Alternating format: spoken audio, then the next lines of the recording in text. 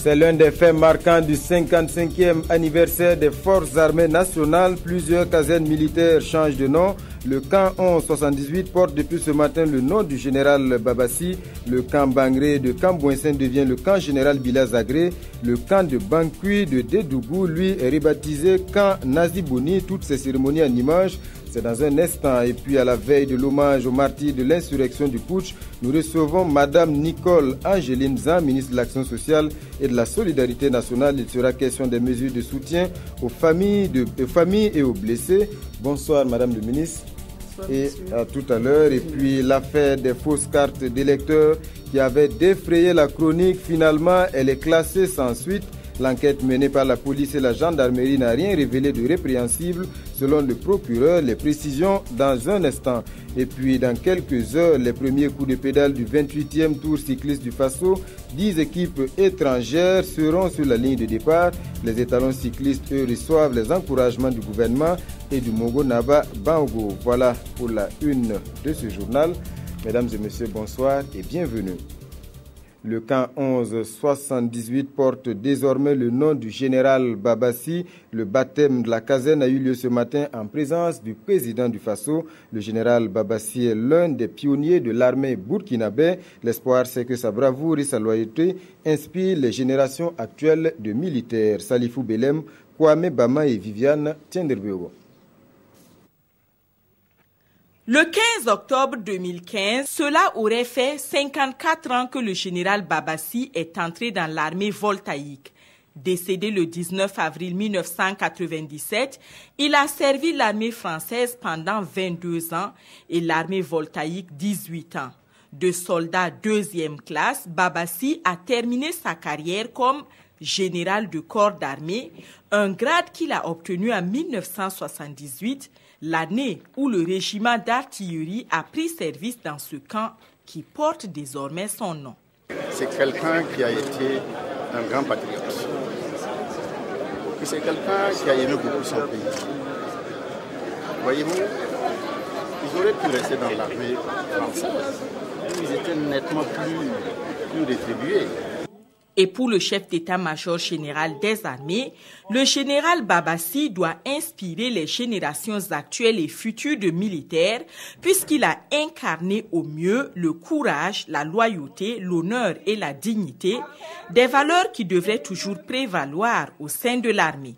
Je suis content que dans la phase de la cohésion et de l'unité de notre armée, ses premiers chefs aient estimé qu'il est nécessaire qu'ils se réconcilient avec leur propre histoire en mettant en avant l'exemplarité de leurs aînés. Maintenant, à titre personnel, n'importe qui dans ma situation est suffisamment ému et content. Le camp général Babassi est situé au pied de l'échangeur de Ouaga 2000, à sa sortie vers la route de Pau. Et à la sortie nord de Ouagadougou se trouve le camp Bangré de Kambouinsen. Désormais, il faudra l'appeler camp général Bila-Zagré. Le général Zagré est un ancien chef d'état-major général de l'armée voltaïque. C'est le premier ministre qui a procédé au baptême ce matin et fait notable. Le général Zagré était présent à cette cérémonie. Souleymane Sanou, Draman Guéné. Jadis connu sous le nom Camp Bangré, l'École nationale des sous-officiers d'actifs et le Britannique militaire de Kadioko deviennent officiellement Camp général Bila-Zagré. Le général Bila-Zagré, c'est bien de cet homme de 90 ans qu'il s'agit. Du haut de ses 39 ans de service militaire bien rempli, son nom est aujourd'hui gravé sur le fronton de cette caserne de Kambouinsen. Baptiser cette caserne de son nom, c'est donner des repères à nos enfants, à la génération future, pour que l'on puisse s'inspirer de ce qu'ils ont tracé comme chemin, afin que véritablement plus jamais notre armée ne se mette en marche de notre société. La famille qui a prêté la voix au général émérite se réjouit de la reconnaissance de la nation à l'endroit de l'homme. On est plus que honorés et on remercie vraiment les autorités de la transition, les autorités militaires pour cette vraiment grande reconnaissance. C'est une très belle clairvoyance de donner des noms du vivant, de ceux qu'ils méritent. Qu'ils puissent encore une fois, j'allais dire, vivre ces instants de bonheur avant de quitter cette terre. Le général de brigade Bila Zagré a été chef d'état-major général des forces armées voltaïques de 1979 à 1980. Le général Zagré a aussi occupé des postes ministériels comme l'intérieur, les postes et les communications et l'information. Même cérémonial aujourd'hui à Dédougou, le camp Bankui porte désormais le nom de Nazi Boni. C'est un hommage rendu à cette figure de l'histoire du Burkina Faso. Compte rendu, Yves Rwamba et Nayalagdo Paul Sawadgo. S'appellera désormais camp Nazi Boni. Ainsi, le camp Bankui change d'appellation pour devenir camp Nazi Boni. Par cet acte, l'État burkinabé rend hommage à Nazi Boni, une personnalité qui a marqué l'histoire du Burkina. Et c'est en reconnaissance à tout ce qu'il a posé comme acte, n'est-ce pas, pour notre pays, que son Excellence, Monsieur le Président du Faso, a décidé, et dans le cadre, n'est-ce pas, des baptêmes qu'on veut accorder à un certain nombre de camps militaires, que celui de Dédougou, région dans laquelle il est issu, puisse désormais porter son nom. En prenant le nom camp Nazi Boni, le 23e régiment d'infanterie commando de Dédougou veut donc s'illustrer et préserver les valeurs que défendait Nazi Boni. Le monde entier sait que l'armée du Burkina Faso est une armée dont nous pouvons être fiers et qui est une armée vraiment valeureuse. Et le fait que un de ces camps a été baptisé au nom de Nazi Boni, vous comprendrez aisément que c'est une grande fierté pour le Burkina Faso. Né en 1909 et décédé accidentellement en 1969, Nazi Boni, dont plusieurs symboles portent son nom à Dédougou, a assisté à la révolte Bois en 1915 et a marqué l'histoire politique du Burkina par plusieurs actions. Il est aussi l'un des premiers écrivains du Burkina avec son roman Le crépuscule des temps anciens, paru en 1962. Hommage donc aux illustres dévanciers, hommage également cette fois à ceux qui sont tombés sur le champ du combat pour la liberté. Et beaucoup plus récemment, ce 31 octobre, le Burkina rend hommage aux victimes de l'insurrection et de la résistance et pour une cérémonie sans fausse note, répétition générale pour tous les acteurs concernés par la cérémonie cet après-midi. L'une de nos équipes était sur place. Roger Kam, Yolande Lompo. Une répétition grandeur nature à la place du monument des héros nationaux. Ici, les principaux acteurs qui doivent participer à la cérémonie d'hommage aux martyrs de l'insurrection populaire des 30 et 31 octobre 2014 ainsi qu'au coup d'État manqué du 16 septembre 2015 passent en revue leur On va se mettre en place, on va directement à la cérémonie de révélation des martyrs. Un hommage sur fond de musique de la fanfare de la gendarmerie nationale avec pour slogan « Mort pour la patrie ». Au devant de la scène, les familles des victimes assisteront, tout comme les distingués invités qui seront présents ce jour-là, au cérémonial de décoration à titre posthume des victimes du putsch manqué et à l'élévation des martyrs au rang de chevaliers de l'ordre national avant la découverte de la stèle. Le Burkina Faso qui s'apprête donc à rendre hommage aux victimes de l'insurrection et de la résistance. Et à ce sujet, comme annoncé en titre, je reçois pour vous, Madame le ministre de l'Action sociale et de la Solidarité nationale, Madame Nicole Angéline Zan. Bonsoir, Madame le ministre. Oui, bonsoir, Monsieur Jean-Emmanuel. Oui, alors, première question, Madame le ministre. À ce jour, est-ce qu'on connaît le nombre total et définitif des martyrs de l'insurrection et de la résistance? Bien, merci pour l'opportunité que vous offrez à mon département à travers ma personne pour être sur votre plateau ce soir, en entretien avec vous.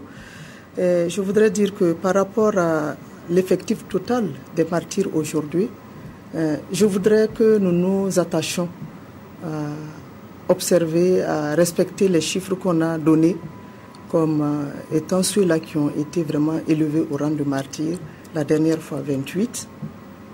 Et aujourd'hui, nous avons les 14 alors qui sont tombés lors du coup d'État manqué le 16 septembre.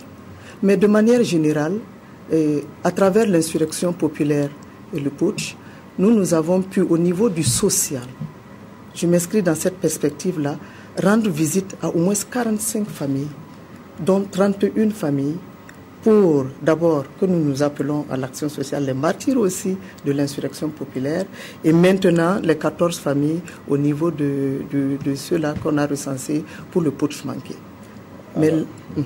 Alors la question du social, justement, il est question donc de soutien, il est question de prise en charge. Hier en Conseil des ministres, des décrets ont été pris allant dans le sens donc du soutien aux familles des martyrs.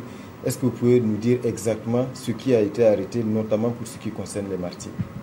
Alors, je voudrais dire merci pour ça, parce que mais avant qu'on aborde la problématique des décrets, je voudrais rappeler un peu qu'au niveau du département de l'action sociale, nous avons reçu mandat de son Excellence, Monsieur le Président du FASO, de pouvoir rendre des visites psychosociales à toutes les familles donc des victimes, dans la perspective de créer encore cette cohésion sociale, dans la perspective d'apporter un message de pardon, de tolérance et d'acceptation mutuelle.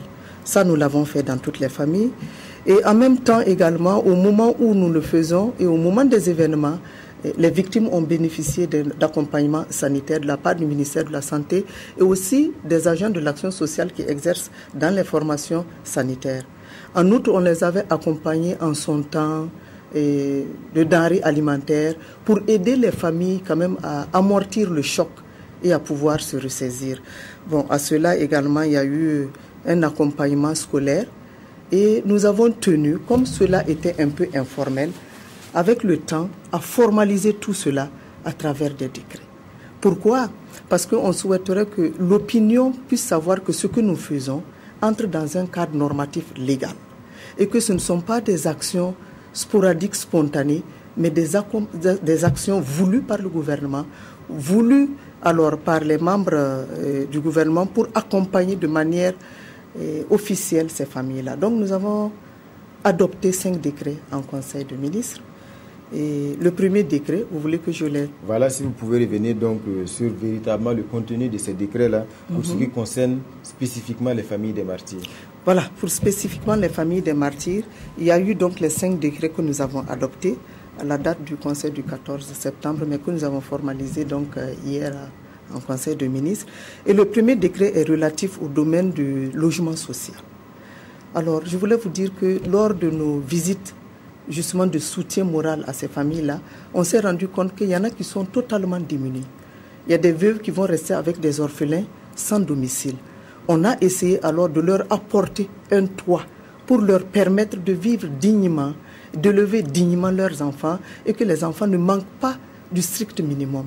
Donc, à cet effet, il y a 8 veuves qui vont bénéficier donc des logements sociaux de type F3. Le deuxième décret, lui, il est relatif à l'emploi. Alors là également, nous avons constaté qu'au lieu de donner quelquefois de l'argent aux veuves pour la gestion, nous avons estimé que le social devrait permettre de pérenniser donc une action d'accompagnement et d'épanouissement de ces veuves. Alors il ressort de ce fait que toutes celles qui sont titulaires du BPC ou du certificat d'études primaires, nous avons négocié avec le gouvernement, on peut les recruter au titre de mesures nouvelles de l'année 2015. Et là, nous avons eu malheureusement rien que 3 veuves qui remplissent les conditions. Alors, sur les 18 autres veuves qui restent, nous avons décidé qu'au lieu de les laisser comme cela, sans rien, de les accompagner donc avec une somme symbolique d'1 million de francs pour la création d'unités économiques. Et là, elles seront accompagnées avec le ministère de l'Industrie et puis également le ministère de la Jeunesse et de la Formation à l'emploi. Alors, il est question également de formation professionnelle, notamment pour les enfants. Voilà. Et les ayants droit. Voilà, et les ayants droit. Là également, nous avons dit que l'éducation est le premier bien que l'on puisse faire à un enfant. Et lorsque le papa n'est pas là et que la maman n'est pas dans les conditions pour pouvoir assurer cette tâche convenablement, l'État doit intervenir. Et à ce titre-là, donc, pour les enfants des victimes, ils seront pris en charge durant tout leur cursus scolaire jusqu'à la majorité, à raison de 75 000 francs par enfant, pourvu qu'on les inscrive dans les écoles publiques. Et maintenant, pour la formation professionnelle, Là, nous avons dit qu'on peut aller jusqu'à... Actuellement, on n'en a recensé que 12 d'ailleurs qui remplissent les conditions. Payer cette formation professionnelle à raison de 300 000 francs par enfant durant également tout leur cursus scolaire jusqu'à la majorité complète. Alors, Madame le ministre, ça c'est pour ce qui concerne donc les martyrs. Il y a également cette question des blessés. Récemment, on a vu donc des blessés se plaignent d'être abandonnés par le gouvernement. Alors, à ce niveau, qu'est-ce qui est également prévu? D'accord, merci. Mais je souhaiterais que l'on recadre un peu.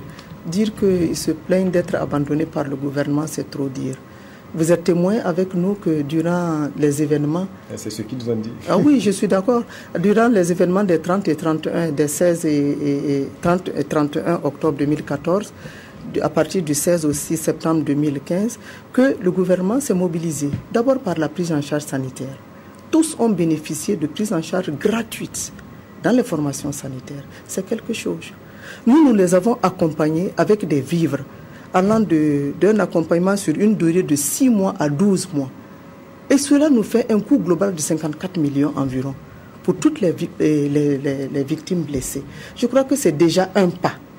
Ensuite, nous avons un projet, nous avons mis de côté spécialement à l'action sociale et on le leur a dit. Si vous avez des projets d'AGR, d'activités génératrices de revenus ou bien de consolidation de vos activités, on peut vous accompagner socialement à hauteur de 150 000 francs. Et là, nous avons mis de côté 92 bénéficiaires. Actuellement, il y a une trentaine de dossiers qu'on a examinés et adoptés et qui sont en cours de paiement. Donc, je pense qu'il y a quelque chose quand même qui se fait pour les blessés. En outre, l'un de nos décrets hier stipule que nous devons leur apporter un soutien financier à eux tous, de l'ordre de 150 000 francs. Bon, ce n'est pas compensatoire, mais quand même, on veut les accompagner sur le plan social.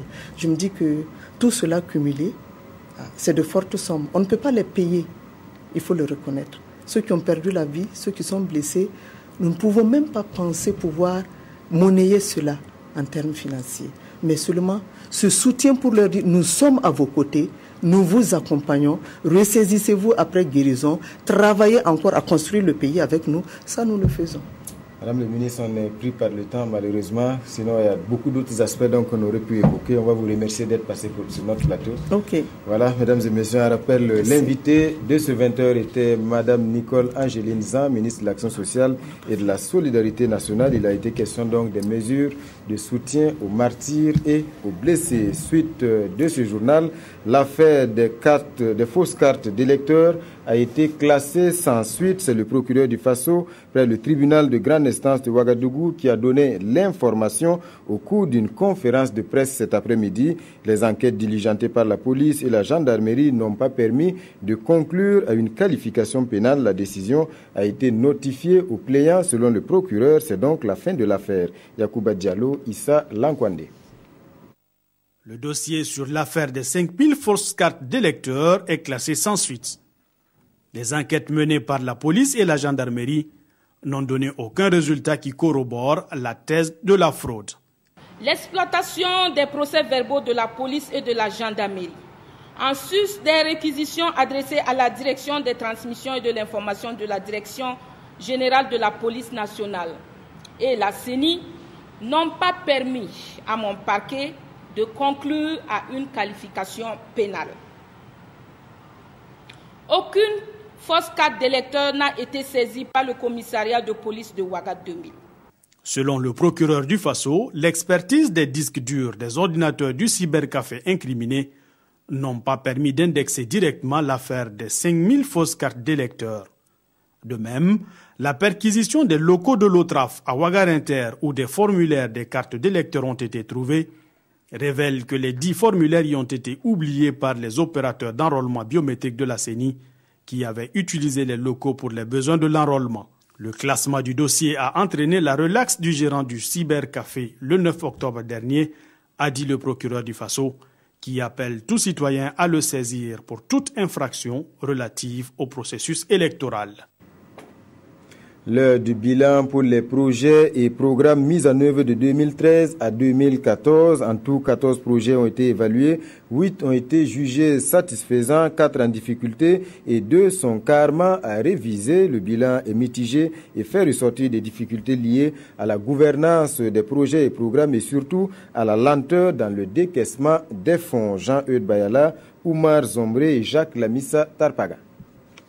Des résultats satisfaisants et des avancées significatives en matière de gouvernance des projets, c'est ce qui ressort de l'Assemblée sectorielle des projets et programmes placés sous la tutelle du ministère de l'Économie et des Finances au titre de l'année 2015.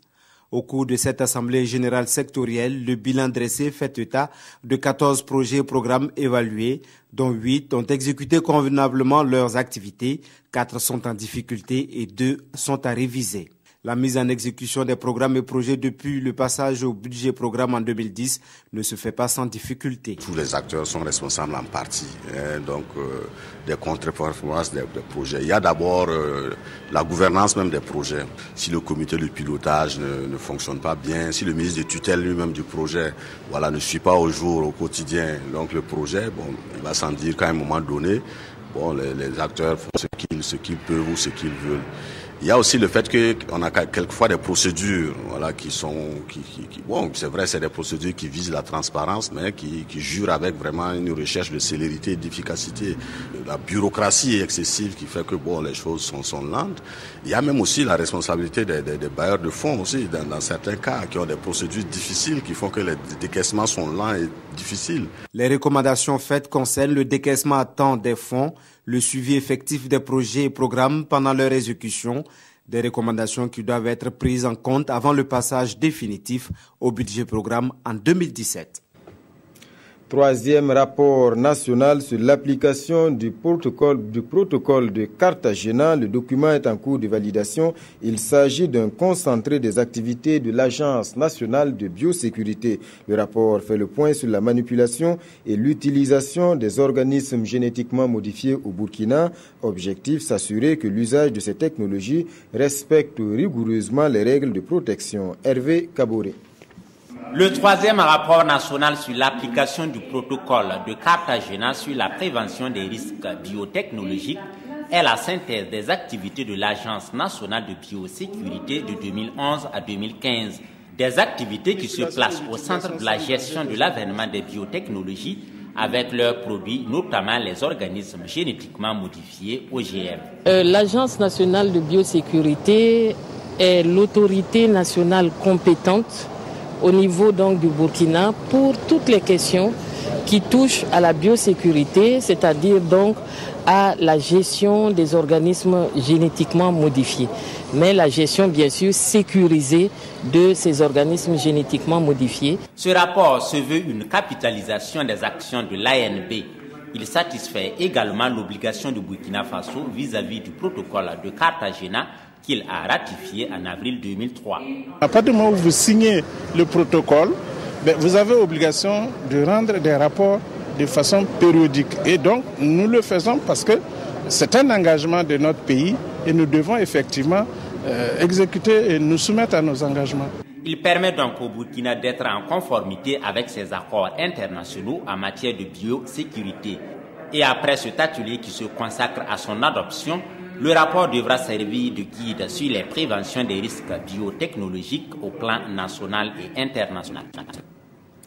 Le Burkina Faso, un pays à grand potentiel en matière de gomme arabique, mais le problème qui demeure est lié au déficit de qualité du produit. L'agence burkinabé de normalisation et de qualité s'attaque à ce problème. Elle vient d'organiser une rencontre avec les acteurs du secteur. Nongba Kouda, Yolande Lompo. Des acteurs de la filière gomme arabique à nouveau réunis dans la capitale burkinabé.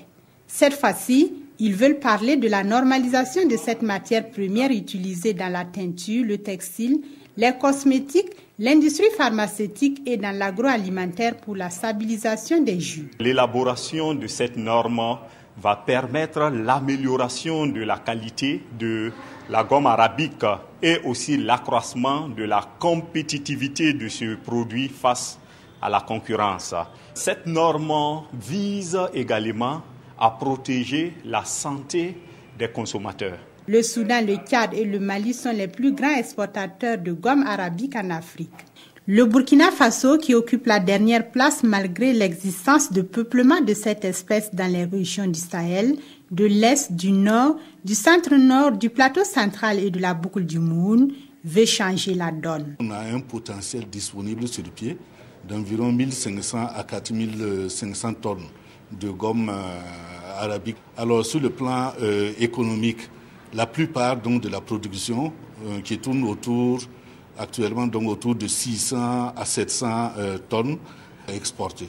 Donc ce qui ramène donc de la valeur ajoutée donc aux producteurs et aux commerçants exportateurs évalués donc à une vingtaine donc de millions, voire une trentaine donc de millions par an.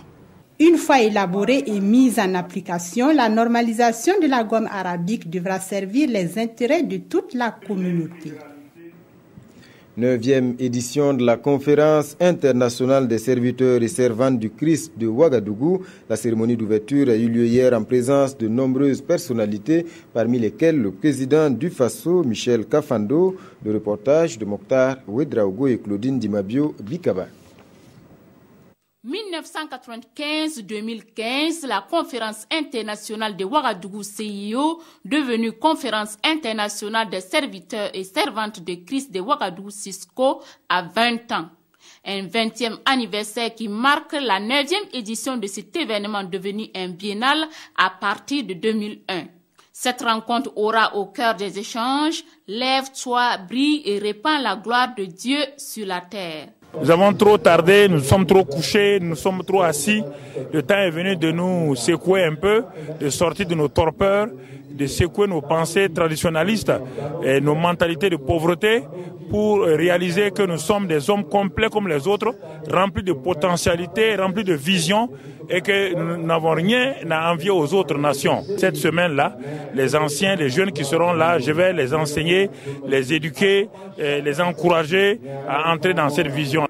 L'ouverture de la Cisco est marquée par le discours du fondateur Philippe Karambiri et celui du président du Faso Michel Kafando qui a rappelé à ses participants venus de 16 pays d'horizons divers que Dieu est amour mais il est aussi justice. Il a d'ailleurs reçu un certificat d'honneur du fondateur qui le lui a décerné pour son humilité, sa sagesse, son sens élevé de la responsabilité et pour son courage. Cette édition prendra fin le 31 octobre. Sport à présent, c'est demain vendredi que le 28e tour international du Faso prend son départ de Ouagadougou. À 24 heures du premier coup de pédale, 10 équipes étrangères sont déjà arrivées. Les étalons cyclistes, eux, ont reçu ce matin les encouragements du gouvernement par la voix du ministre des Sports et ceux du Mogo-Naba Bango Kalfa Ouattara. Avec des équipes comme l'Érythrée, le Maroc, l'Algérie, l'Allemagne, la Suisse, la bataille dans la caravane du 28e tour du Faso s'annonce rude. Les autorités en charge du sport en sont bien conscientes. Je suis venu porter un message d'encouragement à nos étalons cyclistes pour leur dire que vraiment tout le peuple est derrière eux. Le peuple a fait preuve de courage, la jeunesse a fait preuve d'engagement et que nous les encourageons à emboîter ce pas-là. L'occasion est belle pour que nous profitions de ce tour-là pour rayonner davantage l'image de marque du Burkina Faso et en assurant une participation honorable et en allant enrichir des performances qui vont répondre aux attentes des Burkinabés.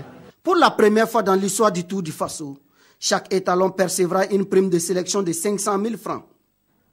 Après les encouragements du gouvernement, les étalons conduits par le président de la Fédération burkinabé de cyclisme, Alassane Ouangrawa, sont allés recevoir les bénédictions de Sa Majesté, le Mogo-Naba Bango.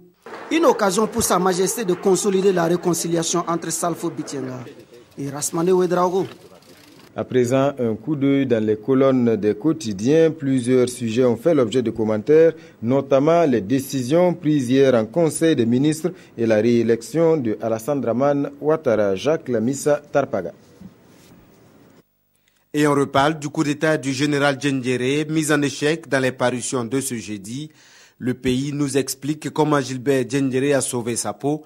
Dans une grande interview, le médecin commandant Jean-Baptiste Ouedraogo donne des précisions. Il reconnaît avoir aidé le général à quitter le camp Nabakom 2 pour l'annonciature pour éviter un bain de sang. Pendant 1 heure, je tente de le faire fléchir, mais il persiste et reste déterminé à combattre jusqu'au bout, déclare M. Ouedraogo. Sur la vie nationale, l'ancien président affirme avoir l'impression que les hommes politiques ne tirent pas suffisamment leçon du passé, qu'il soit récent ou lointain. Sur le même sujet, c'est l'ambassadeur du Danemark qui s'exprime lui aussi dans une interview, mais cette fois dans l'Observateur Palga. Nous avons plus que jamais confiance au peuple burkinabé. Ce n'est certainement pas le premier coup d'État, mais nous espérons que ce soit le dernier, a-t-il dit. Et la suite de ce coup d'État, on le sait, est marquée par des arrestations. Fatou Diendéré, l'épouse du général, est en exil au Togo. Un mandat d'arrêt est lancé à son encontre. Aujourd'hui, au Faso, nous apprend qu'aux dernières nouvelles, Lomé refuserait d'extrader Fatou Diendéré. S'agissant de la conduite de la transition, Notre Temps consacre son édito aux nominations en Conseil des ministres. Le journal se demande s'il s'agit vraiment de nominations pour nécessité de service. Entre le 9 et le 22 octobre, 163 personnes sont nommées, précise Notre Temps, qui pense d'ailleurs que cette situation n'a d'explication qu'un futile partage du gâteau entre amis. Pour terminer, élection en Côte d'Ivoire, 83,66% pour Ado, c'est quand même un peu gênant, estime l'Observateur Palga. Le quotidien écrit qu'un tel raz-de-marée est la preuve qu'il n'y a plus d'opposition digne en Iburni, c'est-à-dire en Côte d'Ivoire. L'Obs poursuit par cette remarque: à vaincre sans péril, on triomphe sans gloire, et c'est ce qui s'est malheureusement passé au royaume d'Ado. Pour le pays, Ado se trouve entre 2 précipices: la réconciliation nationale en mettant fin à la justice des vainqueurs et le retour d'ascenseur qu'il doit au PDCI qui le soutient depuis 2010. Voilà, c'est la fin de ce journal. Merci pour votre attention et bonne suite de programme.